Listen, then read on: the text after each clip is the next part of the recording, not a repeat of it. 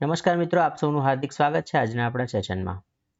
મિત્રો, આજે આપણે ખૂબ જ મહત્વનો એક લેક્ચર એક સેશન આજે આપણે જોવા જઈ રહ્યા છે અને આજનું જે આપણું સેશન છે પર્ટિક્યુલરલી એ મહત્વના પ્રશ્નો ઉપર છે અને આ પ્રશ્નો જે છે એને હું આપને ડિલિવર કરવાનો છું, પરંતુ એ પ્રશ્નો જે છે એ એની પ્રોપર એક સમજૂતી સાથે આપને મળવાના છે.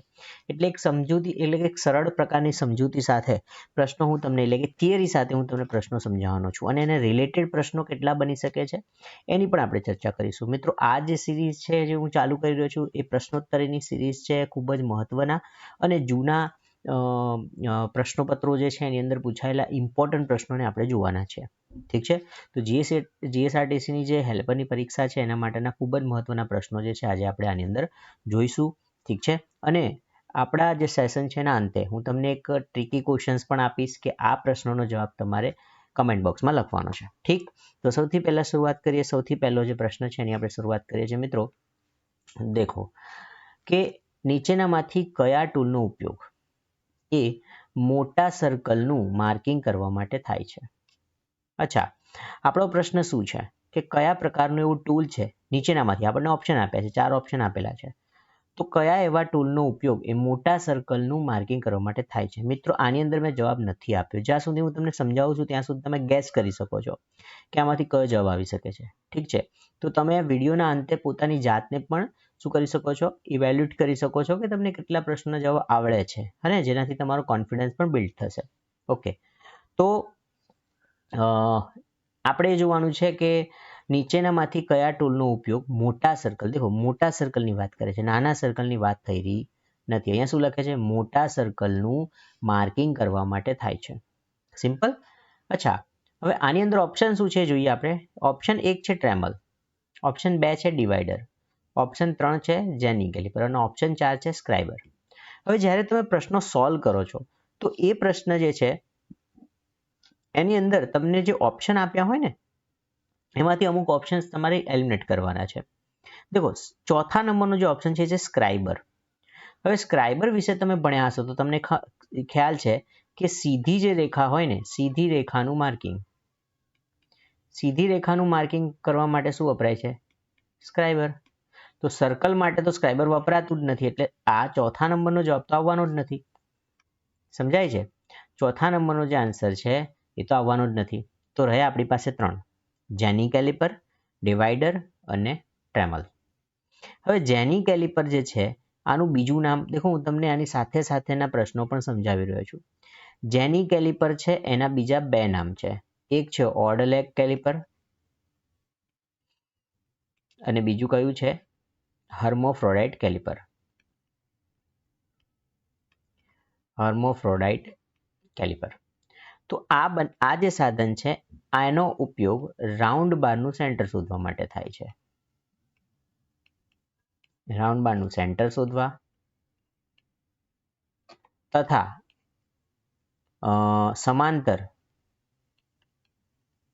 સમાંતર સીધી રેખાનું માર્કિંગ કરવા. તો આ પણ જવાબમાં તો આવશે નહીં. હવે આપણી પાસે કન્ફ્યુઝન પોઈન્ટ છે આ 2. શું આની અંદર ટ્રેમલ આવશે કે શું આની અંદર ડિવાઈડર આવશે? ઠીક છે, આકૃતિમાં મિત્રો દેખો, અહીંયા મેં આકૃતિ મૂકી છે. આ જે તમને આકૃતિમાં દેખાય છે એક પ્રકારનું ટ્રેમલ છે. બરાબર છે? એ શું છે? ટ્રેમલ. હવે ટ્રેમલ આનો જવાબ જે છે ને એ છે ટ્રેમલ. એટલે મોટા સર્કલ જે છે દોરવા માટે કોનો ઉપયોગ થાય છે? ટ્રેમલનો ઉપયોગ થાય છે. ઓકે, પણ આકૃતિમાં તમને જે સાધન દેખાઈ રહ્યું છે ને એ ટ્રેમલ જ છે, પરંતુ ડિવાઈડર શું છે? તો ડિવાઈડર અને ટ્રેમલનું કમ્પેરિઝન આપણે અહીંયા જોઈએ.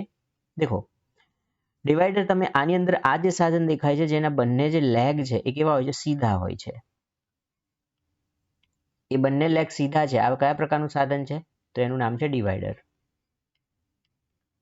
આ જે ડિવાઈડર છે અહીંયા આકૃતિમાં તમે જોઈ શકો છો એનો ઉપયોગ છે ને સર્કલ દોરવા માટે જ થાય છે, પરંતુ કેવા? નાના સર્કલ દોરવા માટે. નાના સર્કલો જે છે એનું માર્કિંગ કરવાનું જ્યારે આપણે પૂછાય છે તો તમે શું લખી શકો છો? ડિવાઈડર સાચો જવાબ છે. પરંતુ જ્યારે આપણને એવું પૂછવામાં આવે છે કે ભાઈ મોટા સર્કલ દોરવા છે, કેવા? મોટા સર્કલ. તો મોટા સર્કલ દોરવા માટે તો કોણ વપરાવાનું છે? યસ, ટ્રેમલ. અને તો ટ્રેમલનો ઉપયોગ થાય છે. અહીંયા તમે જે શું જોઈ શકો છો ને, આ એક પોઈન્ટ છે, સામે આ પોઈન્ટ છે. તો આ રીતે આ ટ્રેમલ ઇન્સ્ટ્રુમેન્ટ છે એનો ઉપયોગ કરીને આપણે મોટા જે સર્કલ્સ જે છે એને દોરી શકીએ છીએ. તો આપણો જે ફર્સ્ટ ક્વેશ્ચન છે એનો જે રાઈટ આન્સર શું આવે છે મિત્રો? ટ્રેમલ આવે છે. આ જે ટ્રેમલ છે first answer option A. Okay, વધીએ આગળ. ચાલો, યસ, નીચેનામાંથી કયા પ્રકારની ફૂટ એટલે ફૂટપટ્ટી, સ્ટીલ રૂલ એટલે કે ફૂટપટ્ટી, એનો ઉપયોગ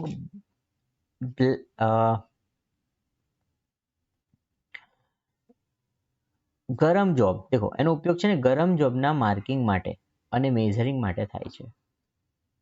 બરાબર છે? એટલે કે નીચેનામાંથી આની અંદર કોઈક મિસમેચ છે. દેખો, નીચેનામાંથી કયા પ્રકારની ફૂટનો ઉપયોગ એ ગરમ જોબના માર્કિંગ અને મેઝરિંગ માટે થાય છે? અહીંયાથી આપણે એને કટ કરી દઈએ છીએ. આ કંઈક મિસ્ટેક છે. નીચેનામાંથી કયા પ્રકારની ફૂટનો ઉપયોગ ગરમ જોબના માર્કિંગ અને મેઝરિંગ માટે થાય છે? Okay, yes. અચ્છા, આની જગ્યાએ આપણને ઠંડા જોબ પણ પૂછી શકે છે, અથવા આપણને એવું પૂછી શકે છે કે ફોરેનમાં એટલે કે વિદેશમાં કયા પ્રકારની ફૂટપટ્ટીનો ઉપયોગ થાય. એટલે વિદેશમાં પર્ટિક્યુલરલી હું તમને સમજાવું છું કઈ રીતે. દેખો, આપણી પાસે આ જોબ છે, આ જોબને અહીંયા મેં બનાવ્યો છે, ઠીક છે. આનું કંઈક માપ હશે, માની લો 20 mm છે. આ જોબ જ્યારે વિદેશમાં જઈને આપણે એક્સપોર્ટ કરીએ છીએ એટલે ફોરેનમાં, તો એનું ટેમ્પરેચર કેટલું હશે? આપણું જે ટેમ્પરેચર છે 25 ડિગ્રી માની લો, તો ત્યાંનું ટેમ્પરેચર કેટલું હશે? માઇનસમાં હશે, અથવા ત્યાંનું ટેમ્પરેચર માની લો 15 ડિગ્રી છે, અથવા માની લો 8 ડિગ્રી છે. તો આપણી કમ્પેરિઝનમાં ત્યાંનું તાપમાન કેવું જાય છે? ઓછું થાય છે ને. તો ઓછું થશે એટલે આનું જે માપ છે ને 20 mm એ સમથિંગ 19.95 અથવા 98 આટલું ઓછું થઈ જાય છે. કેમ? કારણ કે મટીરિયલનો ગુણધર્મ છે. મટીરિયલ જે છે ને એનું તાપમાન જ્યારે ઘટે છે તો એની સાઇઝમાં થોડાક માઇક્રોનમાં ઘટાડો થતો જોવા મળે છે. બરાબર છે? અચ્છા, આ જ રીતે આ તો આપણે શું વાત કરી કે જ્યારે તાપમાન નીચું જાય છે.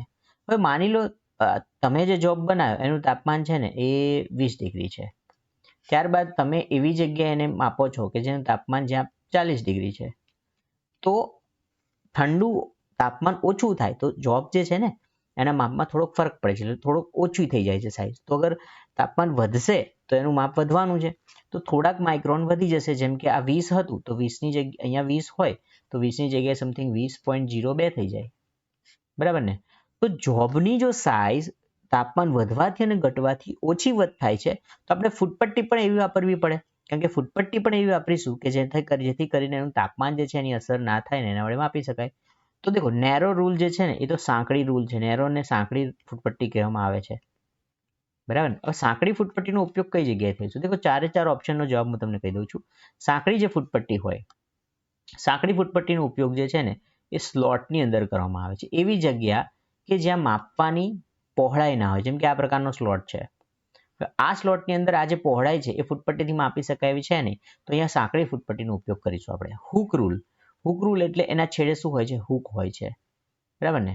હુક હોય છે, જેથી કરીને કોઈક જગ્યાએ એને ભાગને ટેકવવો હોય. જેમ કે મારે અહીંયા માપવું છે આ રીતે, તો આ હુક છે ને આની અંદર ફિટ થઈ જશે અને પછી તમે આના વડે અહીંયા માપ લઈ શકો છો.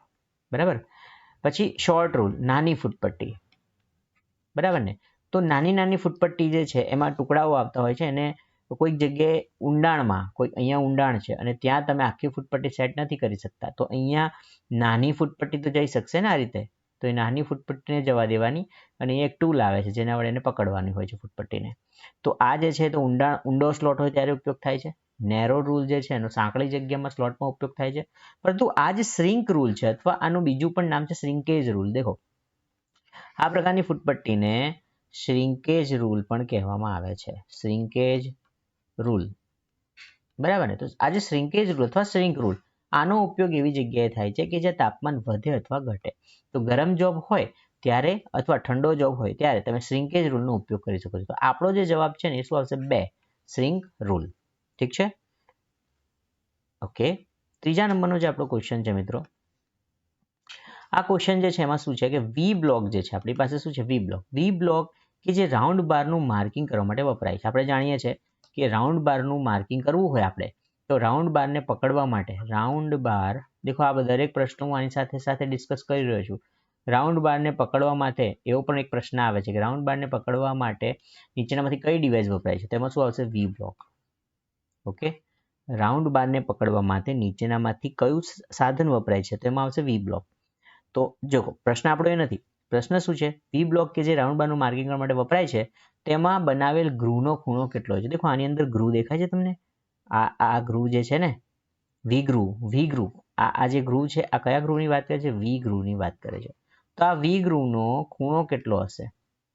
તો યાદ રાખવાનું છે મિત્રો, આ જે વી ગ્રુવ છે ને એનો ખૂણો હોય છે 90 ડિગ્રી. જોઈને જ ખબર પડે છે, માલુમ પડે છે આપણને કે આ જે ખૂણો છે કેટલો છે? 90 ડિગ્રી હોય છે. ઓકે, તો 30 ડિગ્રી નહીં આવે, 60 ડિગ્રી, 120 તો હોતો જ નથી, 60 પણ 30 પણ નથી, એટલો ઓછો હોતો નથી, 90 ડિગ્રીનો ખૂણો હોય છે. ઓકે, આકૃતિ બધા જોઈ શકો છો આ રીતે. યસ, ચલો સ્ક્રાઇબર જે હોય છે ને મિત્રો એનો પોઈન્ટ એંગલ શું હોય છે? દેખો સ્ક્રાઇબર આપણી પાસે કેવું સાધન છે એવો એક પ્રશ્ન કદાચ તમને પૂછાય કે સ્ક્રાઇબર શું છે? તો સ્ક્રાઇબર જે છે ને આ એક એવું સાધન છે કે જે સીધી રેખાનું માર્કિંગ કરવા માટે વપરાય છે. શું, શાના માટે વપરાય છે? સીધી રેખાનું માર્કિંગ કરવા. હા ને, હવે આ જે છે એની અંદર 30 ડિગ્રી અને 60 ડિગ્રી એટલે ઘણો મોટો ખૂણો થઈ જાય છે, બરાબર છે. અને 10 ડિગ્રી જે છે અને 5 ડિગ્રી ઘણો નાનો થઈ જાય છે. આ ખૂણો આ મોટો થઈ જાય છે, ખૂણો વધારે છે. તો એટલા માટે એપ્રોક્સ 12 થી 15 ડિગ્રીનો ખૂણો જે છે એ વપરાતો હોય છે સ્ક્રાઇબરના પોઈન્ટ એંગલ તરીકે. એટલે આગળનો જે આ પોઈન્ટ એંગલ છે ને એ પોઈન્ટ એંગલ કેટલો હોય છે? 12 ડિગ્રીથી 15 ડિગ્રી હોય છે. તો 12 ડિગ્રીથી 15 ડિગ્રી જેટલો તમે એંગલ રાખશો ને તો એ પ્રોપર રહે છે. કારણ કે તમારે શું કરવાનું છે? આના વડે માર્કિંગ કરવાનું છે, સીધી રેખાનું માર્કિંગ કરવાનું છે. તો માર્કિંગ કરવા માટે જે ખૂણો જે છે એ અણીદાર હોવો જોઈએ, હે ને? તો અણીદાર હોવો જોઈએ તો એના માટે આપણે અહીંયા આટલો જે 30 ડિગ્રી ને 60 ડિગ્રી વેલિડ નથી, 5 થી 10 ડિગ્રી ઘણો નાનો થઈ જાય છે. કારણ કેમ આવું થાય છે? કેમ આ યુઝ નથી કરતા 5 થી 10 ડિગ્રી? કારણ કે ઘણું સાંકડો ખૂણો થઈ જાય આ રીતે તો અહીંયાથી બટકાઈ જવાના ચાન્સીસ રહે છે, બટકાવી જવાના ચાન્સ રહે છે, તૂટી જવાના ચાન્સ રહે છે. એટલા માટે 12 થી 15 ડિગ્રીનો ખૂણો જે છે કોનામાં હોવો જોઈએ? એ હોય છે તમારા સ્ક્રાઇબરના પોઈન્ટ એંગલમાં હોવો જોઈએ. ઠીક, ઓકે. ચલો નેક્સ્ટ છે, આપણને ક્વેશ્ચન પૂછ્યો છે સેન્ટર પંચનો ખૂણો. સેન્ટર પંચનો ખૂણો કેટલો હોય છે? મિત્રો દેખો સેન્ટર પંચ જે છે ને એટલે કે આ પ્રશ્ન કોનો છે? પંચનો છે. હવે પંચની વાત કરીએ આપણે તો એની અંદર એક સેન્ટર પંચ આવે, બીજો આવે છે પ્રિક પંચ,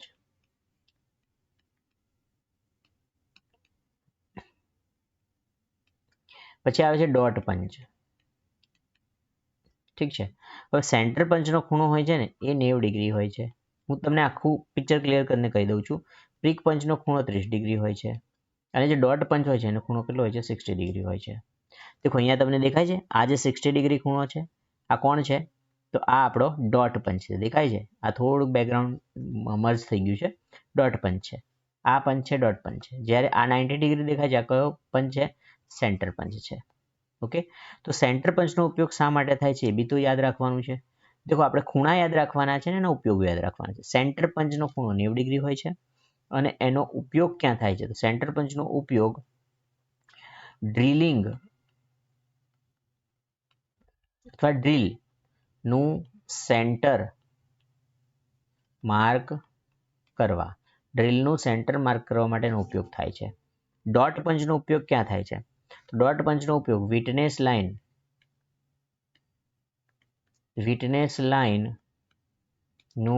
માર્કિંગ કરવા માટે ઉપયોગ થાય છે. અને પ્રિક પંચનો ઉપયોગ ક્યાં થાય છે?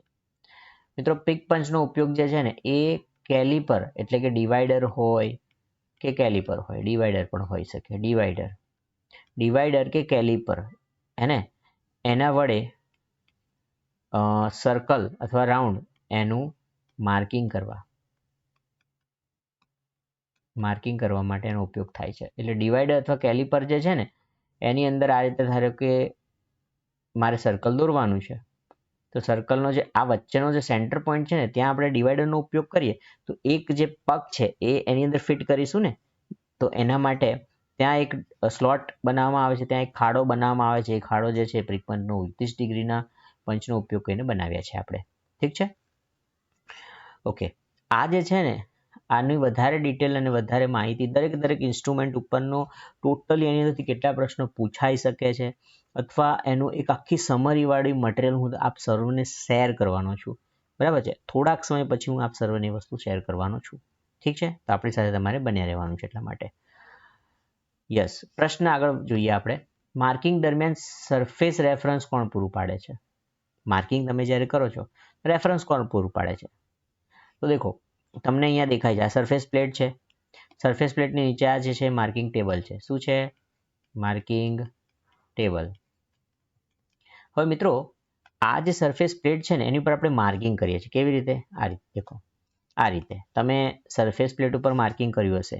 અહીંયા એંગલ પ્લેટને મૂકીને જોબને યુઝ કરીને તમે ત્યાં માર્કિંગ કર્યું હશે સરફેસ પ્લેટનો ઉપયોગ કરીને. હવે સરફેસ પ્લેટ જ્યાં સુધી સીધી નહીં હોય ત્યાં સુધી તમારું માર્કિંગ સીધું નહીં આવે, હે ને? માર્કિંગ સીધું નહીં આવે. તો એટલા માટે તમારે એક એવી વસ્તુની જરૂરત પડે છે કે જે એકદમ સીધી હોય છે, જે ડેટમ પૂરું પાડે છે, જે સંદર્ભ સપાટી પૂરી પાડે છે. તો આ જે માર્કિંગ ટેબલ હોય છે ને એની નીચે જે છે ને એ સ્ક્રૂ મૂકેલા હોય છે, જેને એડજસ્ટ કરીને તમે એને કમ્પ્લીટ શું કરી શકો છો? લેવલિંગ કરી શકો છો. શું કરી શકો છો? આનું લેવલિંગ. અને લેવલિંગ કરીને તમે એને કમ્પ્લીટ સરફેસ પ્લેટને સીધી બનાવી શકો છો. સરફેસ પ્લેટ સીધી થઈ જશે તો પછી એની પર તમે માર્કિંગ કરી શકો છો. ઇટ મીન્સ કે તમને સંદર્ભ સપાટી એટલે કે રેફરન્સ કોણ પૂરું પાડી રહ્યું છે? તો એનો જવાબ છે તમારું માર્કિંગ ટેબલ. ખાસ યાદ રાખો મિત્રો, માર્કિંગ ટેબલ. Okay, yes. ચલો આગળ વધીશું. એંગલ પ્લેટ જે છે ને, એંગલ પ્લેટ પર સ્લોટ શા માટે કરવામાં આવે છે? તો દેખો, બોલ્ટને પાસ કરવા માટે અંદરથી, પછી હૂક લટકાવવા માટે, વજન ઘટાડવા માટે, કે પછી જોબને એલાઇન કરવા માટે. દેખો મિત્રો, આપણી પાસે જે એંગલ પ્લેટ હોય છે, આકૃતિમાં તમને એંગલ પ્લેટ દેખાય છે. હવે મારે એંગલ પ્લેટનો ઉપયોગ શા માટે થાય છે? કે જોબને પકડવા માટે. યાદ રાખજો, એંગલ પ્લેટનો ઉપયોગ જોબને પકડવા માટે થાય છે. હવે હું જોબને પકડીશ તો જોબને પકડવા માટે કોઈ ફિક્સર તો જોઈશે ને. જોબ એમને તો પકડાશે નહીં. તો આ તમને દેખાય છે ને, આ જોબ છે. એને મેં આ એંગલ પ્લેટ સાથે શું કર્યો છે? ફિક્સ કર્યો છે. આ એંગલ પ્લેટ સાથે અહીંયા ફિક્સ કર્યો છે. હવે ફિક્સ કરવા માટે અહીંયા જે આ સ્લોટ દેખાય છે, આપને આ સ્લોટની વાત કરી રહ્યા છે. આ સ્લોટ જે છે એની અંદરથી આર પાર શું કર્યા છે? આ બોલ્ટ પાસ કર્યા છે. અને બોલ્ટ પાસ કર્યા અને એની વચ્ચેથી એક પટ્ટી પસાર કરી દીધી છે. અને આ જે બોલ્ટ છે એની પેલી બાજુથી આ રીતે નટ જે છે એના વડે શું કરી દીધા છે? ફિટ કરી દીધા છે. એટલે પટ્ટી ફિટ થઈ ગઈ. પટ્ટી ફિટ થઈ ગઈ તો વચ્ચે જોબ પણ શું થઈ ગયો છે? ફિટ થઈ ગયો છે. બરાબર ને? તો એટલા માટે આનો જે જવાબ છે શું આવે છે? બોલ્ટને પાસ કરવા માટે. બોલ્ટને આસપાસ કરીશું, પાસ કરીશું સ્લોટમાંથી, તો આપણે શું કરી શકીએ? જોબને વ્યવસ્થિત રીતે પકડી શકીએ છીએ. ઠીક છે, તો ખૂબ ઇમ્પોર્ટન્ટ ક્વેશ્ચન છે આ, કે હૂક લટકાવવા માટેનો ઉપયોગ નથી થતો. ઘણા છોકરાઓને કન્ફ્યુઝન થાય છે કે ભાઈ વજન ઘટાડવા માટે સ્લોટ બનાવીએ છીએ. નો, વજન ઘટાડવા માટે સ્લોટ નથી બનાવતા આપણે. ઓકે, જોબને એલાઇન કરવા માટે પણ નહીં, હૂક લટકાવવા માટે પણ નહીં. એનો માત્ર એક યુઝ છે કે બોલ્ટને પાસ કરવા માટે. ઓકે, ચલો. વી બ્લોક જે છે એ કયા ગ્રેડમાં અવેલેબલ છે? તો વી બ્લોક મિત્રો એ અને બી આ બે બ્લોકમાં અવેલેબલ હોય છે. આના ગ્રેડ છે કે આ બે ગ્રેડમાં અવેલેબલ હોય છે. એમાં જે એ બ્લોક જે છે એની એક્યુરેસી સારી હોય છે. એની એક્યુરેસી કેવી હોય છે? સારી હોય છે. બરાબર. અને જેથી કરીને તે ક્વોલિટી ડિપાર્ટમેન્ટમાં, ક્વોલિટીમાં અથવા ટૂલ રૂમમાં વપરાતો હોય છે. અને બી જે છે, બી પ્રકારનો જે હોય છે એની એક્યુરેસી એવરેજ હોય છે, એટલી સારી હોતી નથી. અને એટલા માટે આ જે છે ને ક્યાં વપરાય છે? વર્કશોપમાં વપરાય છે. વર્કશોપમાં વપરાય છે. ઓકે, તો વી બ્લોક જે છે એના ગ્રેડ આપણને ખ્યાલ છે, એ અને બી છે. ચલો ડિવાઈડરની વાત કરીએ. નીચેનામાંથી ડિવાઈડર શાના માટે વપરાય છે? અચ્છા, ખૂબ જ ઇઝી ક્વેશ્ચન છે, પરંતુ ઘણીવાર સ્ટુડન્ટ્સ જે છે ને એ કેવું કરતા હોય છે કે ક્વેશ્ચન જોઈને એટલા ખુશ થઈ જતા હોય છે કે આનો જવાબ તો મને આવડે જ છે, અને પહેલો ઓપ્શન વાંચશે કે ભાઈ વર્તુળાકાર માર્કિંગ કરવા માટે, અને ત્યાં ટીક મારીને આવતા રહે છે. બરાબર છે, પરંતુ નીચે જોવાની જરૂર છે મિત્રો. બીજો ઓપ્શન શું છે? આર્કનું માર્કિંગ કરવા માટે. અચ્છા, ત્રીજો ક્વેશ્ચન શું છે? તો કે માપને એક જગ્યાએથી બીજી જગ્યાએ લઈ જવા માટે. તો મિત્રો આની અંદર છે ને ડિવાઈડર આ ત્રણે ત્રણ કામ કરે છે અને એટલા માટે એનો જવાબ 4 આવશે કે ઉપરોક્ત તમામ. કેવી રીતે દેખો, દેખાય છે આપને અહીંયા કે આ જે છે ને ડિવાઈડર અહીંયાથી માપ અહીંયા આપણે ફિક્સ કરીને ટ્રાન્સફર કરીએ છીએ. અહીંયા નીચેની આકૃતિમાં તમને દેખાય છે કે અહીંયા સર્કલનું માર્કિંગ કરે છે, અહીંયા આર્કનું માર્કિંગ કરે છે. તો આર્ક, સર્કલ અને માપ ટ્રાન્સફર આ ત્રણ વસ્તુ જે છે ને ડિવાઈડર વડે થાય છે. એટલા માટે આપણો જે ક્વેશ્ચન છે ને એની અંદર જવાબ શું આવે છે? તો એની અંદર જવાબ આવશે ઉપરોક્ત તમામ. શું જવાબ આવે છે? ઉપરોક્ત તમામ. ઓકે, ચલો. આ ક્વેશ્ચનની અંદર આપણને એવું કહેવામાં આવ્યું છે કે ભાઈ કોમ્બિનેશન સેટ જે છે ને નીચેનામાંથી શું કોમ્બિનેશન સેટનો ભાગ નથી? એટલે કે આકૃતિમાં તમને જે સાધન દેખાય છે એ કોમ્બિનેશન સેટ છે. શું છે? Combination set. ઓપ્શનમાં આપણને આપ્યું છે કે ભાઈ અહીંયા જે આ હેડ આપ્યા છે, ઓપ્શન જે 4 આપ્યા છે, તો એ 4 ઓપ્શન જે છે એની અંદર કયું એવું સાધન છે કે જે એનો ભાગ નથી? નીચેનામાંથી શું કોમ્બિનેશન સેટનો ભાગ નથી? અચ્છા, તો આની અંદર તમે જોઈ શકો છો મિત્રો, કોમ્બિનેશન સેટ જે છે એક એવું ઇન્સ્ટ્રુમેન્ટ છે કે જેની અંદર ઇન ટોટલ 4 ભાગ હોય છે. કેટલા ભાગ હોય છે? 4 ભાગ હોય છે. એમાંથી પહેલા ભાગનું આપણે વાત કરીએ તો એમાં આવે છે સ્ટીલ રૂલ, એટલે કે રૂલ ફૂટપટ્ટી, જે તમે અહીંયા જોઈ શકો છો. આ જે ઇન બિટવીન છે ને જેની ઉપર આ 3 ભાગોને અટેચ કરેલા છે. તો પહેલો ભાગ છે રૂલ, બીજો જે ભાગ છે એ છે આ 3 હેડ. તો કયા 3 હેડ છે? એક છે સેન્ટર હેડ, બીજા નંબરે છે આપણું પ્રોટેક્ટર હેડ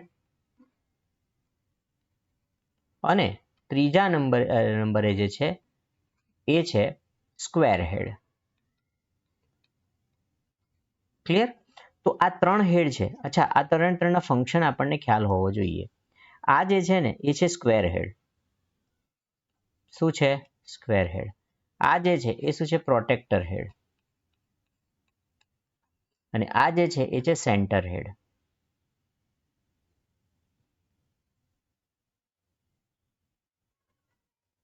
યસ, કયું હેડ છે? સેન્ટર હેડ.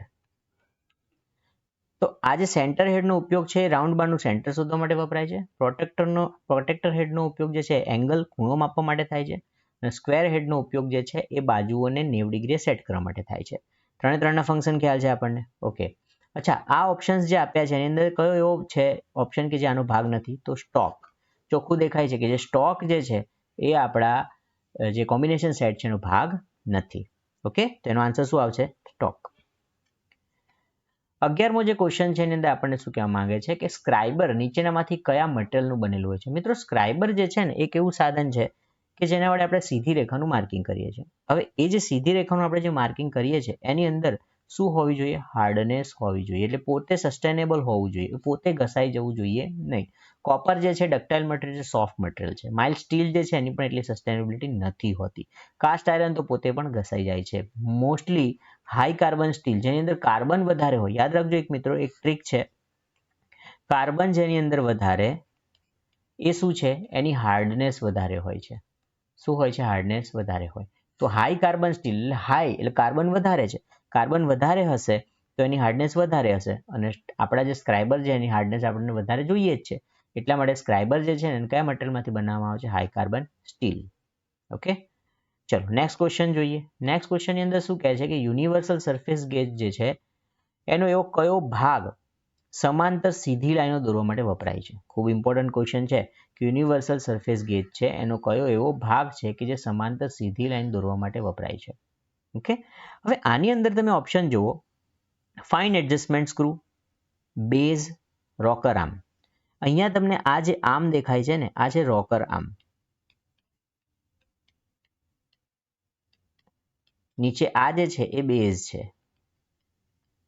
ઠીક છે. અહીંયા એક સ્ક્રૂ છે એ છે ફાઇન એડજસ્ટમેન્ટ સ્ક્રૂ.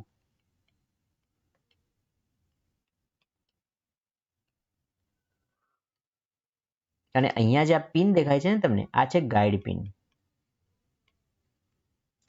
એકનો ફંક્શન હું તમને કહી દઉં. રોકર આર્મ જે છે એનો ઉપયોગ એ સ્પિન્ડલને સ્વેવેલ કરવા, એટલે આમથી આમ સ્પિન્ડલ જે હોય ને તમારી સ્પિન્ડલને આમથી આમ કરવા માટે, હે ને, સ્વિવેલ કરવા માટે વપરાય છે. બેઝ જે છે તો સ્પિન્ડલને પકડવા માટે વપરાય છે.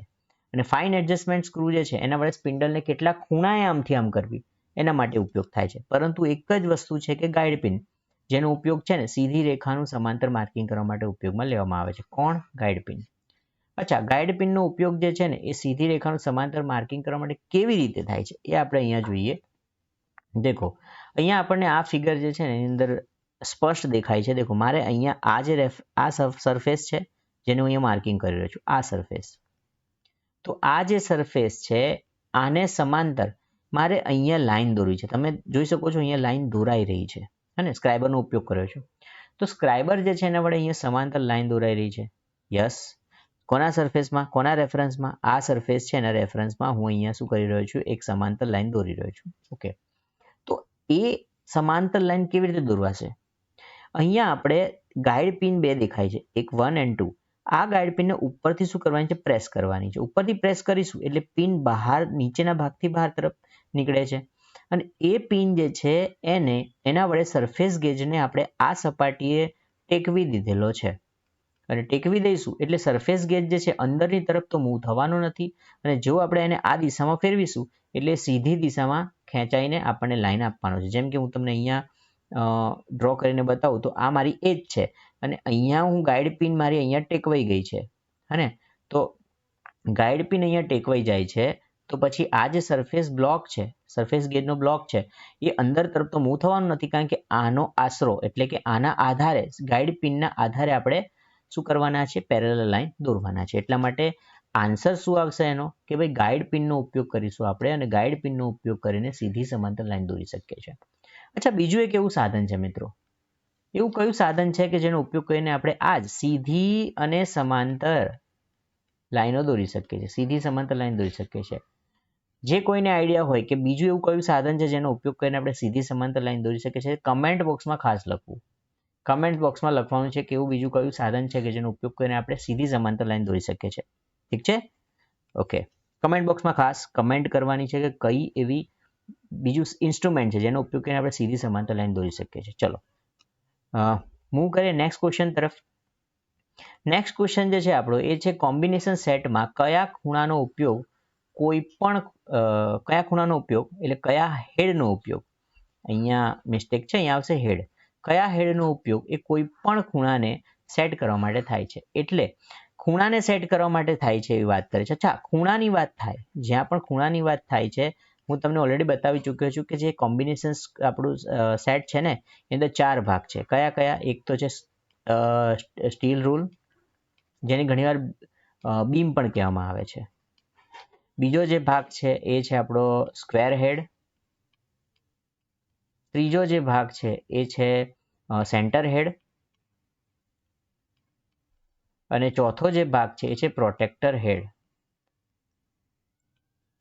આ ભાગ જે છે 4 ભાગ, એને અગર તમે એ ભાગ જે છે એના વિશે અગર વિચારશો કે સ્ટીલ રૂલ, તો એનો ઉપયોગ તો ખૂણા માપવા માટે થવાનો જ નથી. સ્ક્વેર હેડની વાત કરીએ તો સ્ક્વેર હેડ તો પોતે સ્ક્વેર છે ને, તો એટલા માટે એનો ઉપયોગ બે બાજુઓને 90 ડિગ્રીના ખૂણે સેટ કરવા માટે થાય છે. સેન્ટર હેડ છે એનો ઉપયોગ જે છે રાઉન્ડ બારનું સેન્ટર શોધવા માટે થાય છે. એક જ એવો હેડ બચે છે જે છે પ્રોટેક્ટર હેડ. અચ્છા, પ્રોટેક્ટર એટલે શું? તો ઇંગ્લિશ જે છે એ પ્રોટેક્ટર છે. ગુજરાતીમાં આપણે જે કોણ માપક કહીએ છીએ એને ઇંગ્લિશમાં પ્રોટેક્ટર કહે છે. એટલે સિમ્પલ વસ્તુ છે, અહીંયા રિલેટ થાય છે કે ખૂણા સાથે, ખૂણાને માપવા માટે તો પ્રોટેક્ટર જ વપરાવાનું ને. એટલા માટે કોમ્બિનેશન સેટ જે છે આપણો એની અંદર તો ખૂણાને રિલેટેડ તો એક જ હેડ છે. કયો હેડ? પ્રોટેક્ટર હેડ. યસ, તો એનો આન્સર શું આવશે આપણો? પ્રોટેક્ટર હેડ. તો આપણો જે ક્વેશ્ચન છે, કોમ્બિનેશન સેટમાં કયો એવો હેડ છે અથવા કયો એવો ભાગ છે જેનો ઉપયોગ જે છે એ ખૂણાને સેટ કરવા માટે થાય? ખૂણાને સેટ કરવા માટે તો કયો થશે? પ્રોટેક્ટર હેડ. ઓકે, 90 ડિગ્રી ખૂણો પૂછ્યો હોય, આપણને એવું પૂછ્યું છે કે ભાઈ 90 ડિગ્રીના ખૂણે સેટ કરવું છે, તો પછી આની અંદર આપણે પ્રોટેક્ટર હેડ નહીં લખીએ, એની અંદર આપણે શું લખીશું? સ્ક્વેર હેડ લખીશું. યાદ રાખજો મિત્રો, ખૂબ જ ટ્રિકી વસ્તુ છે. ખાલી આપણને એમ કહે છે ખૂણો સેટ કરવો છે તો તમે પ્રોટેક્ટર હેડ લખી શકો છો, પરંતુ તમને એમ કહે છે કે 90 ડિગ્રીનો ખૂણો સેટ કરવો છે તો ત્યાં શું કરીશું? સ્ક્વેર હેડ સેટ કરીશું. ઓકે, તો આજના જે ક્વેશ્ચન્સ છે આપણે મોસ્ટ પ્રોબેબલી 13 ક્વેશ્ચન્સ જોયા છે, અને એની અંદર પણ ઘણા બધા ક્વેશ્ચન, સબ ક્વેશ્ચન્સ આપણે ડિસ્કસ કર્યા છે. આ જે ક્વેશ્ચન્સ આપણે જોયા છે એની અંદરથી તમારે પોતાની નોટ્સ જે છે એમાં કેટલા ક્વેશ્ચન્સ મેં કરાવ્યા છે એ અલગથી તારવીને એને તૈયાર કરવાના છે. ઓકે, થિયરી પણ એની સાથે સાથે આપણે જોઈ છે. તમારા માટે એક ક્વેશ્ચન છે જે તમારે સોલ્વ કરવાનો છે અને તમને ખ્યાલ ના આવે તો નેક્સ્ટ સેશનની અંદર હું તમને કહી દઈશ, પરંતુ એનો જવાબ તો નેક્સ્ટ સેશનમાં ડિસ્ક્લોઝ કરીશ. પરંતુ જેને જેને ખ્યાલ આવે છે આ ક્વેશ્ચનનો આપના માટેનો એક પ્રશ્ન, એ આપના માટેનો જે એક પ્રશ્ન છે એનો જવાબ કમેન્ટ બોક્સમાં ખાસ કમેન્ટ કરવાની છે, કમેન્ટ કરવાની છે. જો તમે જાતે આનો જવાબ શોધશો અને આવો જ ક્વેશ્ચન અગર એક્ઝામમાં આવી જશે તો 100% તમને યાદ રહેવાનો છે. ક્વેશ્ચન શું છે? દેખો, સરફેસ ગેજ, આ જે ઇન્સ્ટ્રુમેન્ટ દેખાય સરફેસ ગેજ, એમાં સ્પિન્ડલ સાથે, આ સ્પિન્ડલ છે ને એની સાથે સ્ક્રાઇબર છે, આ સ્ક્રાઇબર છે અને સ્પિન્ડલ છે. દેખો, આ સ્પિન્ડલ છે, હું પ્રશ્ન સમજાવી દઉં છું તમને. આ સ્પિન્ડલ છે, આ સ્ક્રાઇબર છે. તો સ્પિન્ડલ અને સ્ક્રાઇબર, સ્પિન્ડલ સાથે સ્ક્રાઇબરને સેટ કરવા માટે, એટલે કે ફિટ કરવા માટે વપરાતો ભાગ છે એને શું કહેવામાં આવે છે? એટલે આ જે ભાગ છે અહીંયા, આનું નામ શું છે? ક્વેશ્ચન એ છે. જે સ્પિન્ડલ છે એની સાથે સ્ક્રાઇબરને ફિટ કરવા માટે વચ્ચે જે ભાગનો ઉપયોગ કર્યો છે, આ ભાગનું નામ શું છે? આ આપણને કમેન્ટ કરવાનું છે. ઓકે, આ તમારું ટાસ્ક છે up to the next session. તો દરેક સેશનમાં હું આ રીતે તમને એક ટ્રિકી ક્વેશ્ચન આપવાનો છું અને આ ક્વેશ્ચન જે છે એનો આન્સર તમારે શોધીને કમેન્ટ બોક્સમાં ખાસ કમેન્ટ કરવાની છે. ઠીક છે? તો આજનો આપણો જે સેશન છે, આજનો આપણો વિડીયો છે, તમને કેવો લાગ્યો છે એની કમેન્ટ્સ પણ તમે કમેન્ટમાં લખવી, જેથી કરીને આપણને નેક્સ્ટ વિડીયોઝ જે છે એના માટેનું મોટિવેશન મળી રહે છે. અને આપના વિડીયોઝ જે છે એ આપને ગમતા હોય તો પોતાના મિત્રો સાથે ખાસ શેર કરવા, જેથી કરીને એ લોકોને પણ આનો ફાયદો મળી શકે. ઠીક છે? તો મળીશું નેક્સ્ટ સેશનમાં. ત્યાં સુધી આપ સૌ પ્રિપેરેશન કરતા રહો. જય હિન્દ, જય Bharat. Thank you so much.